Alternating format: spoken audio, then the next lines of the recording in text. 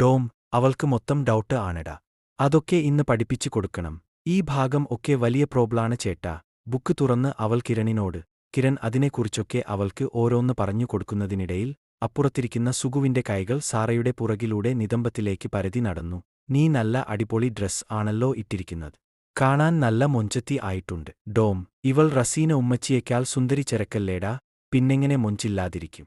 മുട്ടിനു മുകളിൽ നിൽക്കുന്ന single piece ഫ്രോക്കിൽ ഇവളെ കണ്ടാൽ എന്താ സ്ഥിതി. സോഷ്യൽ മീഡിയയിൽ കിടക്കുന്നുണ്ടല്ലോ ഈ മുത്തിന്റെ എല്ലാ പൊളിപ്പും. താങ്ക് യു ചേട്ടാ. യാതൊരു കൂസലും ഇല്ലാതെ ന്യൂ ജനറേഷൻ വൈബിൽ സാർ. അവളുടെ ഒരു തുടയിൽ കൈവെച്ചുകൊണ്ട് കിരൺ പഠിപ്പിക്കൽ തുടർന്നു.